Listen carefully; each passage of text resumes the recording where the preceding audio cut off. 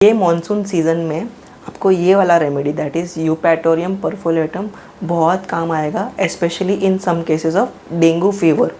अब इसका material remedy का आपके लिए बहुत इजी बनाते हैं, बट बिफोर दैट बहुत स्टूडेंट्स बोलते हैं सर याद कैसे रखें, इजी कैसे करें।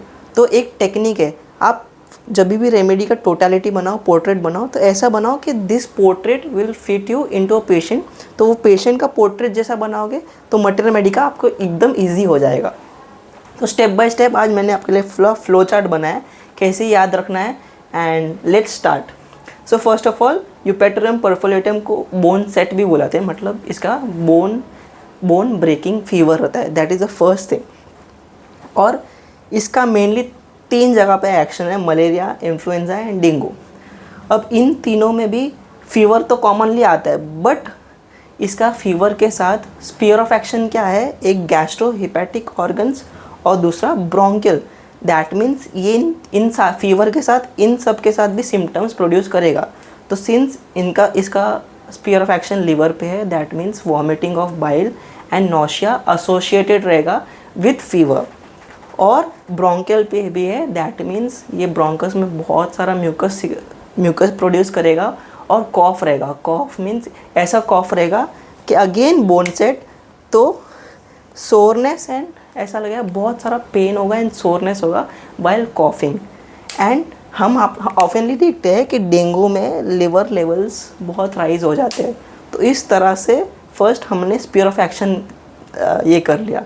अब फीवर, तो फीवर के स्टेजेस क्या होते हैं, chill, heat, sweat and main thirst याद रखना आता है। और फीवर में और बाकी सब एसोसिएटेड सिम्टम्स कैसे होते हैं। तो फीवर में हमेशा फर्स्ट ऑफ ऑल याद रखना bone breaking fever and soreness, यानी कि during every stage of fever, chill, heat, sweat, आपका ये बोन सोरनेस, बोन ब्रेकिंग, ऐसा लग रहा है हर एक पार्ट सोर हो गया, ऐसा लग रहा है किसी ने पीटा है, ऐसा पीटा है कि मसल सोर हो गया है, ऐसा लग रहा है हड्डी टूट गया है।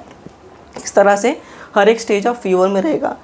और साथ में पर्सपिरेशन, यानी कि बुखार जब भी उतरेगा तो सारे सिम्टम्स ठीक हो जाएंगे एक्सेप्ट हेडेक। और हेडेक भी कैसा रहेगा, जो भी पेन्स हो रहा है, चेस्ट में पेन हो रहा है, हेडेक में पेन हो रहा है, सब में आपको सोरनेस फील होगा। तो सोरनेस आपको अर्निका में भी मिलेगा, रस्टॉक्स में भी मिलेगा, ब्रायोनिया में मिलेगा। तो आपको डिफ्रेंशिएट करना है।